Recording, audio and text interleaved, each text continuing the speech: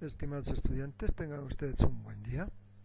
Vamos a seguir viendo los trastornos del ritmo y ahora nos toca ver la otra cara de la medalla, que son las bradiarritmias. Recuerdan ustedes, habíamos visto todo lo que son las taquiarritmias o las taquicardias y ahora vamos a ver las bradicardias. En el concepto de las bradicardias o de las bradiarritmias, dice que resultan de una alteración en la formación o la conducción de los estímulos eléctricos. Este término de bradiarritmia engloba todos los trastornos del ritmo que evolucionan o que pueden evolucionar en un enlentecimiento del pulso, aunque propiamente dicho no sea una arritmia como tal y el pulso sea regular. Muchas veces, porque como baja la frecuencia cardíaca y un enlentecimiento de la frecuencia cardíaca, muchas veces no cursa con irregularidad en el pulso, como en el caso de las taquicardias, por ejemplo. En el caso de las bradicardias o de las bradiarritmias, el pulso por lo general siempre es regular. Fíjense cómo el ritmo sinusal normal se ve completamente alterado. Les he puesto esta imagen nada más para que ustedes comparen un poquito. Un electrocardiograma normal, fíjense este que está acá abajo, que es un ritmo sinusal normal, ¿sí? Con todo el complejo QRS, como nombra acá, la onda P, etcétera, todo completamente normal. Y fíjense ustedes cómo varía aquí, especialmente en las fases, en la fase 1, fase 2 o en la fase 3.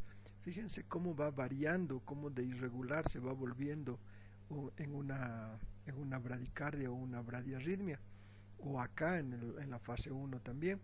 Nada más para que noten y vean la diferencia de un electrocardiograma normal y un electrocardiograma con bradiarritmia. ¿Sí? Vamos a ver los tipos de bradiarritmias. Se dice que son fisiológicas y o patológicas, sintomáticas o asintomáticas, o dependiendo del lugar donde se originan.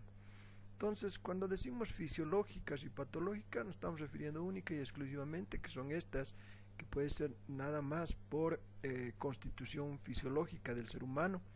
Y les voy a poner un ejemplo. En los deportistas, por ejemplo, de alto rendimiento, donde sus frecuencias cardíacas son bajísimas, estamos hablando de una frecuencia cardíaca entre muchas veces 40 y 50 latidos por minuto, que para nosotros ya podría ser una bradicardia como tal. En estas personas, especialmente deportistas de alto rendimiento, aquellos que hacen maratones, fondos, etcétera, sus frecuencias cardíacas son bajísimas. Entonces, a eso denominamos bradicardias fisiológicas. Y obviamente las patológicas, cuando tienen que surgir a raíz de alguna enfermedad que más adelante vamos a ver. Y las que se denominan sintomáticas o asintomáticas, obviamente viendo si estas producen o no síntomas. Y dependiendo del lugar donde se originan, son en el nódulo sinusal, en la conducción sinoauricular, intraauricular, en el nódulo auriculoventricular o en el sistema y en el de His o en la red de Purkinje. ¿Sí? Entonces, cada uno de estos tipos de bradiarritmia va a depender cómo se desarrolla y cómo se manifiesta clínicamente. Nada más para recordarles el nódulo sinoauricular, el nódulo auriculoventricular y todo el sistema de conducción del corazón que ya habíamos visto. Recordarles el sistema eléctrico del corazón, del nódulo sinoauricular, la ramificación que tiene, el nódulo auriculoventricular que está más o menos a altura y toda la ramificación que ustedes conocen para que se familiaricen.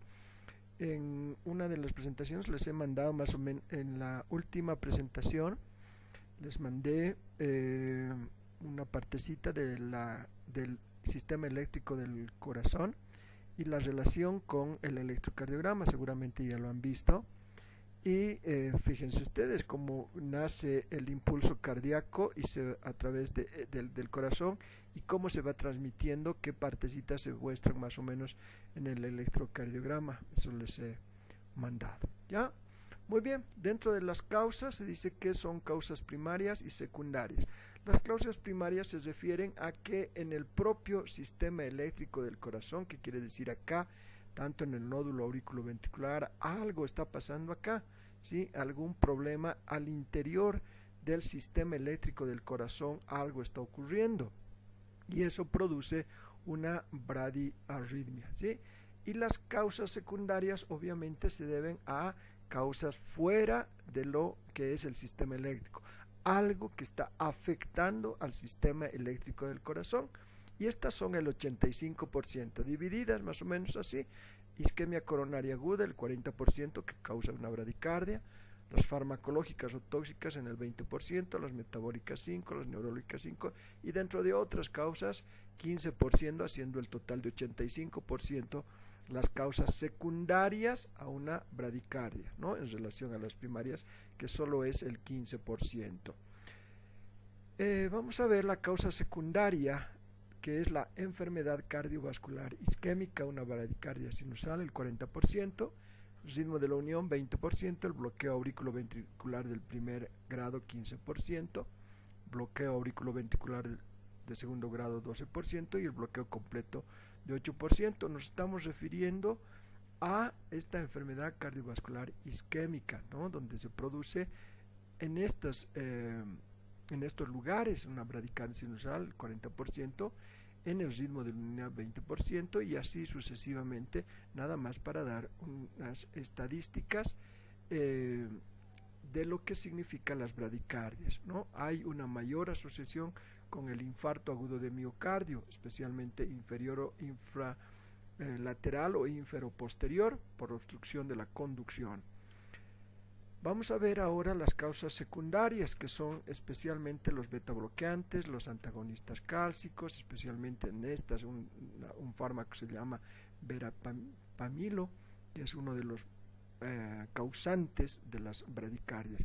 La digoxina es otra causa, los agonistas también, agentes colinérgicos, la feniotoína intraventricular, esto cuando ya hay enfermedades coronarias importantes, y otros órganos como órganos fosforados, inhibidores de la colinesterasa, cocaína, litio. Todos estos ya pueden formar parte de las causas secundarias farmacológicas que pueden producir bradicardias, ¿ya?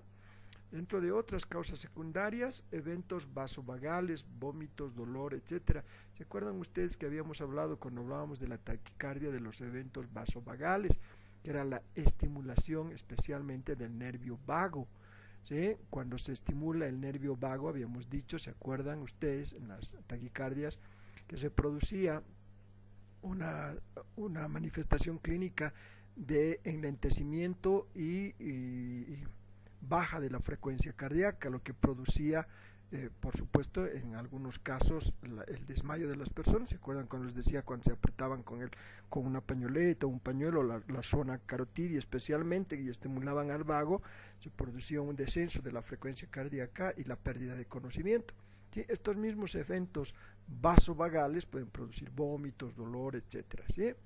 O el síndrome del seno carotidio, hipersensible, episodios transitorios y espontáneos del síncope, bradiasistolias inducidas por estimulación del seno carotidio. Esto es muy importante porque hay personas que son hipersensibles en el seno carotidio. Una vez más, recuerden ustedes el mismo ejemplo que les he puesto de la pañoleta. Cuando algunos se apretan la pañoleta, algunos pueden resistir tranquilamente y no pasa nada, algunos no. Otros pueden apretarles e inmediatamente que presionan es hipersensible el seno carotidio y la estimulación vasovagal, e inmediatamente producen estas bradiasistolias o bradicardias, que se denomina síncope por bradiasistolia, y se pierden el conocimiento, se desmayan estas personas. Entonces, estas personas que se desmayan rapidito tras que se estimula el seno carotidio son hipersensibles a esto y muy peligroso. Aparte de que estas personas están sufriendo un verdadero síncope, denominado síncope por bradiasistolias, o sea, imagínense lo peligroso que es producir un síncope en estas personas. Puede que no recuperen más, o puede que recuperen posteriormente con grandes problemas cerebrales porque no hay oxigenación ya posterior al cerebro. Entonces son a veces costumbres de los muchachos muy peligrosas, ¿sí? Las causas secundarias neurológicas, especialmente lesiones cervicales agudas, disrupción de fibras nerviosas simpáticas, especialmente cuando hay traumas a nivel cervical, traumatismos cráneoencefálicos con aumento de la presión intracraneal. Esto es muy importante, produce hipotensión y bradicardia. Cuando por lo general, cuando hay traumatismos cráneoencefálicos donde hay un aumento de la presión intracraneana, cuando aumenta la presión por aumento de líquido, inflamación intracraneana, inmediatamente produce hipotensión y bradicardia. Y en realidad esto es lo que mata al paciente, no el problema cerebral. El problema cerebral puede estar ahí, pero la presión intracraneana, esta misma presión por edema cerebral por lo general o por algún otro tipo de complicación en el traumatismo cráneoencefálico, no lo mata el traumatismo cráneoencefálico, no mata esto a la persona. ¿Sí? Esta presión intracraneal causa hipertensión y bradicardia, y ustedes saben, la bradicardia, un enlentecimiento de la frecuencia cardíaca, inmediatamente puede sobrevenir un síncope y posteriormente la muerte del paciente a consecuencia de esto, ¿sí? No necesariamente del trauma. Los accidentes cerebrovasculares también son susceptibles a producir bradicardias, las hemorragias subaracnoideas. Estas son muy comunes, las hemorragias subaracnoideas, especialmente cuando se produce también traumatismos o cuando el paciente sufre de hipertensión arterial. Estas hemorragias subaracnoideas son muy comunes, lo que comúnmente llamamos el derrame. Ustedes han escuchado alguna vez un derrame cerebral. Se produce una hemorragia a nivel subaracnoidea porque la presión es tan fuerte a nivel de los vasos cerebrales que estos vasos revientan, ¿sí? Y se produce una verdadera hemorragia. Esta hemorragia cerebral no va a matar al paciente como tal, una vez más, va a producir una bradicardia que al último va a terminar con la vida del paciente, ¿sí? Dentro de otras causas secundarias están las miocarditis, las enfermedades reumatológicas como la artritis reumatoidea, las miositis, el síndrome de Sjögren, o las metabólicas como el hipotiroidismo, hiperparatiroidismo, o el aumento del calcio, del magnesio, etcétera. Todas estas son otras causas secundarias. La más común dentro de estas causas secundarias, las enfermedades reumatológicas y en especial la artritis reumatoidea. Cuando los pacientes sufren algún otro trastorno cardíaco, pacientes que son con artritis reumatoidea, por lo general son pacientes que van a sufrir verdaderas bradicardias y pueden comprometer la vida del paciente, ¿sí? Muy bien, vamos a ver estos tipos de bradiarritmias ahora. Vamos a dividirlas en las que se denominan bradiarritmias sinusales y bloqueos auriculoventriculares, ¿sí? Dentro de las bradiarritmias sinusales están la bradicardia sinusal y el paro sinusal, ¿sí? Y otras que dentro del paro sinusal, que son el bloqueo sinoauricular y las enfermedades del seno. El bloqueo sinoauricular, que se divide en 3 grados, en primer, segundo y tercer grado. Ahora, vamos a ver todo esto, excepto las enfermedades del seno, que son muy largo y de muy bajo, de baja actualidad, que no tienen mucha injerencia dentro de las bradiarritmias, son muy pocas, entonces no vale la pena tocarlas, ¿no? Y aparte que es larguísimo, ¿ya? Y el bloqueo auriculoventricular se dividen en primer, segundo grado, estas de segundo grado en tipo 1, tipo 2, 2.1 y alto grado, y el del tercer grado, esto lo vamos a ver a grandes rasgos, ¿sí? Bien, dentro de todas estas vamos a ir revisando cada una de estas, que son los tipos de bradiarritmias, que lo vamos a ir viendo. El primero, que el que estamos mencionando, las bradiarritmias sinusales o la bradicardia sinusal, ¿no? La bradicardia sinusal, que es una reducción de la frecuencia cardíaca por debajo de los 60 latidos por minuto por una disminución del número de impulsos surgidos en el nódulo sinusal. ¿Qué estamos diciendo? Que el problema inmediatamente va a radicar en un enlentecimiento del número de impulsos eléctricos, pero a nivel sinusal. Voy a volver a repetir, voy a retroceder un poquito para que ustedes me entiendan perfectamente dónde se encuentra el problema. ¿Ya? Un ratito hemos avanzado un montón. aquí radica el problema, ¿sí? En el nódulo sinusal, ¿ya? O sinoauricular. Este es el nódulo. Entonces aquí empieza el problema en el nódulo sinusal o sinoauricular, ¿ya? Y si lo quieren ver del otro, acá, ¿no? Nódulo sinoatrial también denominado, que es el mismo exactamente, solamente es el nombrecito que puede cambiar. Nódulo sinusal, nódulo sinoatrial o nódulo sinoauricular, es exactamente lo mismo, ¿ya? Aquí es el problema, ahí va a radicar el problema. Vamos a avanzar donde estábamos ahora. Y decíamos, ¿no? La bradicardia sinusal. Ahora, esta reducción de la frecuencia cardíaca por debajo de 60 latidos por minuto, pero como consecuencia, vamos a ver un poquito más adelante, de algún otro problema, ¿no? Secundario, algún otro problema. No se olviden que esta reducción de la frecuencia cardíaca por debajo de 60 latidos por minuto puede ser fisiológico, ya les había explicado en quienes, especialmente en los deportistas de alto rendimiento, que sus frecuencias cardíacas están 40, 50, y cuando hacen ejercicios lo máximo que suben es a 70, 80 o 90 en el peor de los casos, ¿sí? A eso denominamos bradicardias fisiológicas. En este caso estamos hablando ya de algún problema fisiológico, ¿no? O de un problema patológico. Lo que les decía, las causas fisiológicas que ya habíamos analizado, patológicas o farmacológicas. ¿Cuáles son las manifestaciones clínicas de esta bradicardia sinusal? Especialmente los síntomas que en casos de las bradicardias sinusales extremas pueden aparecer síntomas de bajo gasto cardíaco solamente, ¿sí? Y estos son ruidos cardíacos, pulso arterial periférico rítmico por debajo de 60 latidos por minuto, pulso venoso central de la misma frecuencia y en ocasiones aumento de la tensión arterial diferencial. Muchas veces las manifestaciones no son claras, nada más baja la frecuencia cardíaca y no se muestra otro tipo de manifestación clínica. El electrocardiograma, miren ustedes los impulsos eléctricos bien espaciados, completamente irregulares, con silencios del complejo QRS acá, ¿sí? Fíjense, muy alentecidos la frecuencia cardíaca.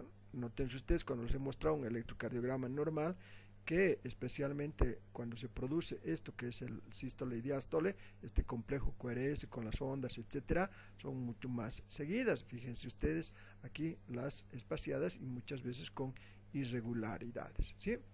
El tratamiento en general no precisa, si es sintomática, muchas veces necesita un tratamiento farmacológico o muchas veces también un marcapaso cardíaco, cuando estas ya son sintomáticas, cuando causan un desbalance importante en el gasto cardíaco especialmente, sí van a necesitar un tratamiento de marcapasos, ¿no?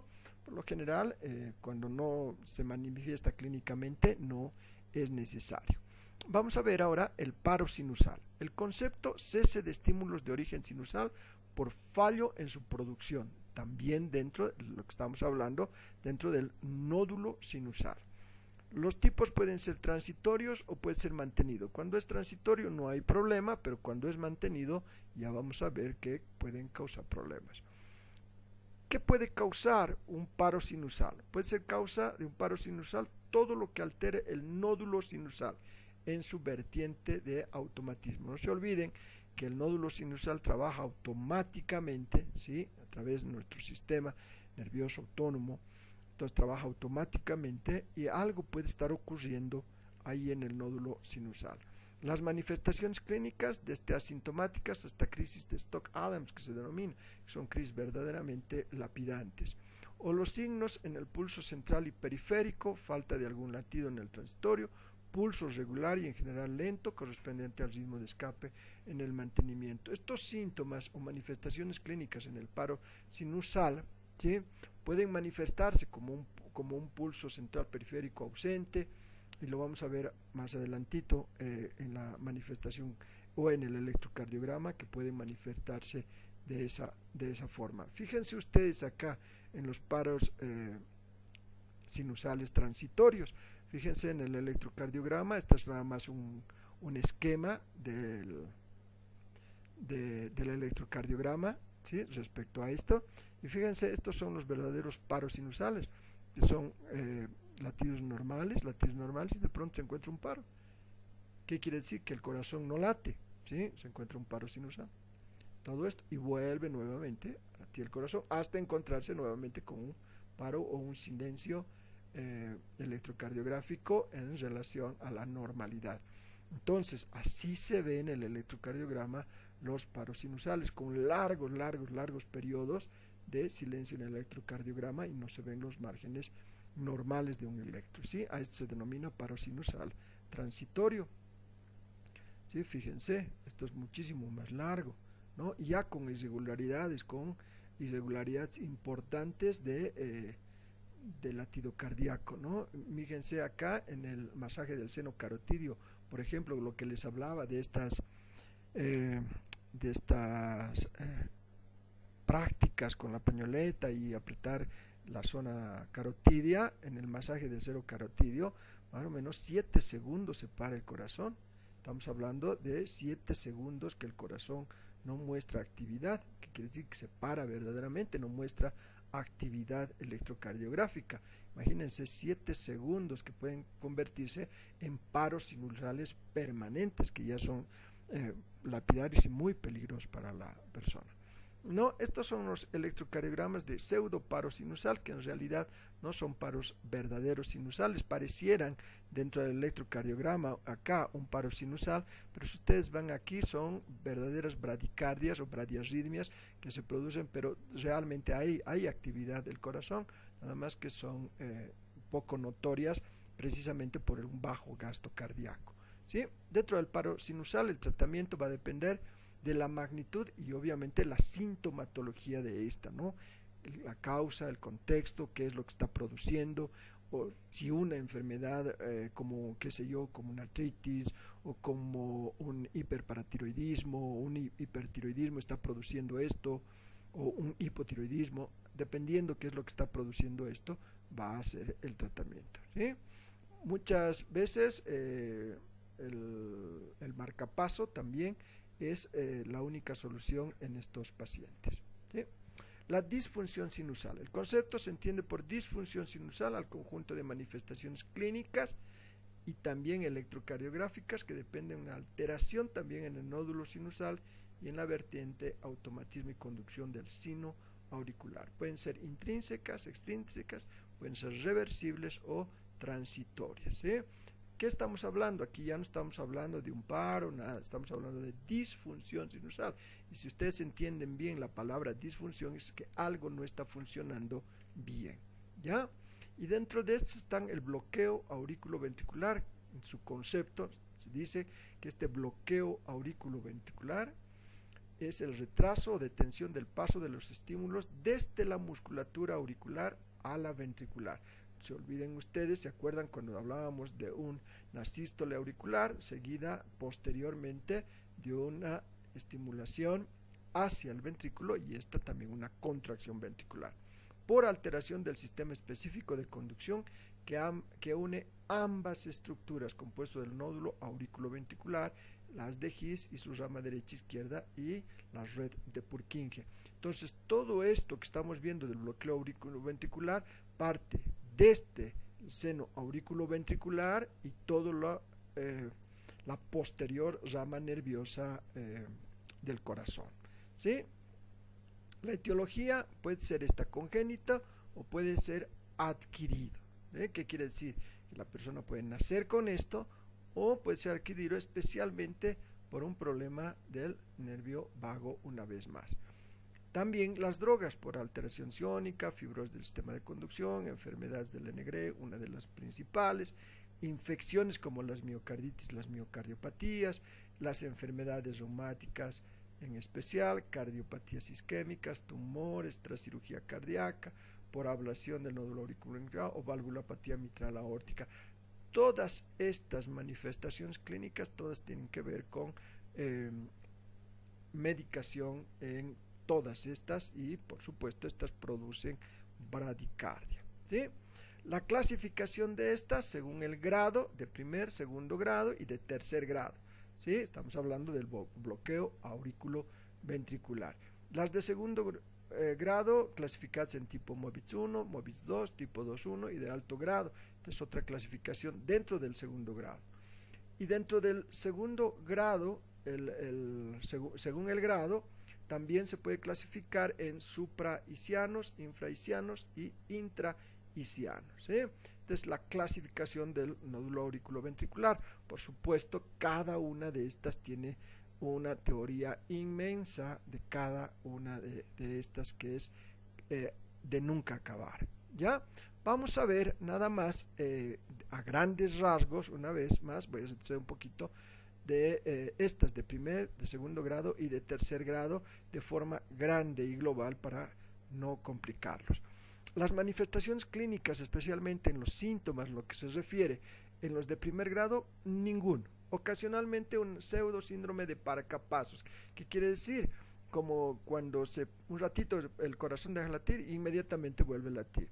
Y esto muchas veces se encuentra accidentalmente, ¿sí? Accidentalmente, no produce ningún tipo de manifestación clínica, el paciente es completamente normal. Y ocasionalmente se puede encontrar un pseudo síndrome de marcapasos cuando se hace el electrocardiograma. Les voy a poner un ejemplo. Hay pacientes, por ejemplo, que se van a hacer operar de, qué sé yo, de la nariz, o una sacada de muela, del juicio, etcétera, etcétera, y el médico requiere un electrocardiograma de control para ver si va a responder bien a la anestesia y demás, ¿no? Va el paciente, se hace hacer un electrocardiograma para ver con el cardiólogo y encuentran ocasionalmente un síndrome de marcapaso, ¿sí? ¿Qué han encontrado? Accidentalmente han encontrado esto. ¿Por qué? Porque no hay una manifestación clínica real en estos de primer grado. En los de segundo grado, si la frecuencia ventricular es baja, aparecerán síntomas de bajo gasto cardíaco. Esto de bajo gasto cardíaco lo vamos a analizar muy bien, que solo para recordarles, el gasto cardíaco es la cantidad de sangre eyectada por el corazón en un minuto. ¿Sí? Esta cantidad de sangre eyectada por el corazón en un minuto es baja, por eso se llama bajo gasto cardíaco, ¿ya? Especialmente en la insuficiencia cardíaca y presíncome, etcétera.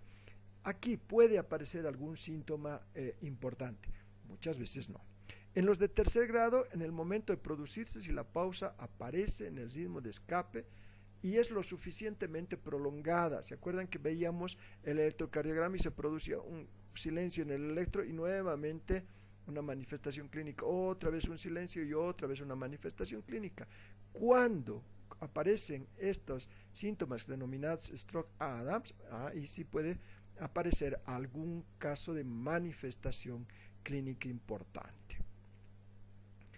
Las manifestaciones clínicas de signos, en el de primer grado, lo que les decía, ninguno. En ocasiones apagamiento del primer ruido, que es tan ocasional que es muy difícil encontrarlo, especialmente en auscultación.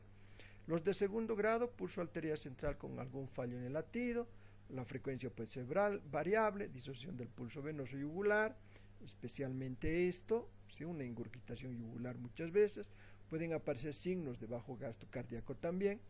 Y en los de tercer grado, ya donde se pueden encontrar varicas de pulso, alguna alteración del ritmo, con frecuencia baja muchas veces, inestabilidad o estabilidad, lo que condiciona la aparición o no de signos de bajo gasto cardíaco. Entonces, muchas veces, vuelvo a repetir, tanto en el primer y segundo grado, ocasionalmente pueden presentarse manifestaciones clínicas, y en el de tercer grado que sí aparecen manifestaciones clínicas, pero no concluyentes. Dentro de estos bloqueos auriculoventriculares, el tratamiento en normas generales, bloqueos auriculoventriculares de primer grado no precisan de tratamiento porque no son manifestaciones clínicas importantes. En los bloqueos auriculoventriculares de segundo grado, especialmente en el tipo de MOVITS 1 y MOVITS 2, son asintomáticos y cuando es de tipo MOVITS 2, en general los marcapasos solucionan el problema. Y en los bloqueos auriculoventriculares de tercer grado, en los congénitos, en los asintomáticos no se requiere nada, en algunos casos marcapasos definitivo, ¿sí? Y en los adquiridos, cuando son sintomáticos, prácticamente todos, ¿sí? Los adquiridos son sintomáticos cuando es en fase aguda, se necesita tratamiento a través de medicación como la atropina, el isopretenolol o marcapasos temporales. Estos marcapasos temporales pueden convertirse posteriormente en marcapasos definitivos, ¿sí? Cuando los bloqueos auriculoventriculares de tercer grado ya son manifestaciones clínicas importantes.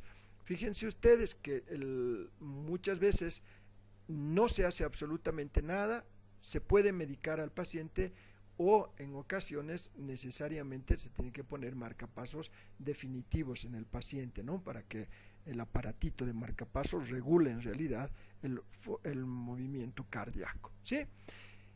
Y por último, las consideraciones terapéuticas de las bradicardias sintomáticas y las bradicardias asintomáticas, ¿no?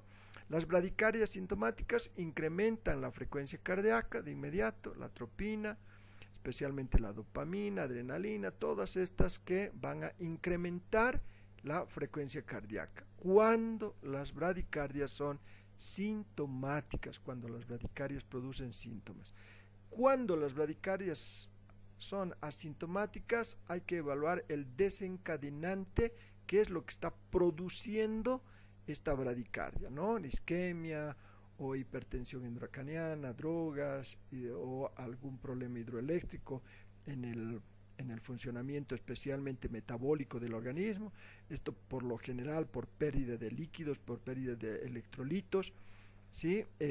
Muchas veces, les voy a poner un ejemplo de esto, cuando la persona, digamos, se va al sauna, pierde gran cantidad de líquidos corporales juntamente con electrolitos, y en ese momento, digamos, puede aparecer de inicio una taquicardia, pero posterior a eso una bradicardia y asintomática, ¿sí?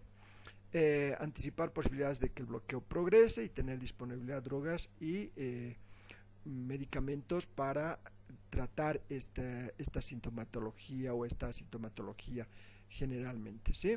Entonces, todas estas consideraciones terapéuticas que nosotros mencionamos son consideraciones terapéuticas a nivel de especialidad médica, ¿no? Nosotros nada más por conocimiento, ¿sí? Bien, dentro de las bradiarritmias, indicaciones de marcapasos transitorios, las bradiarritmias con compromiso hemodinámico, bradiarritmias sintomáticas, cuando hay una frecuencia cardíaca menos de 40 minutos por minuto y aún son asintomáticas. Fíjense ustedes que pueden ser pacientes con menos de 40 latidos por minuto y aún así no presentan síntomas. En estos pacientes sí se requiere marcapasos transitorios, ¿no? O bloqueos trifasciculares, etcétera, taquicardias ventriculares, infarto agudo miocárdico inferior, cuando estos no presentan también síntomas. En todos estos casos, en todas estas manifestaciones, está indicado el marcapaso transitorio, ¿sí? Muy bien. Esto ya es otra cosa, es harina de otro costal, algunas les voy a mostrar para que no se queden con la duda, es un caso nada más para otro tipo de enseñanza, ¿sí?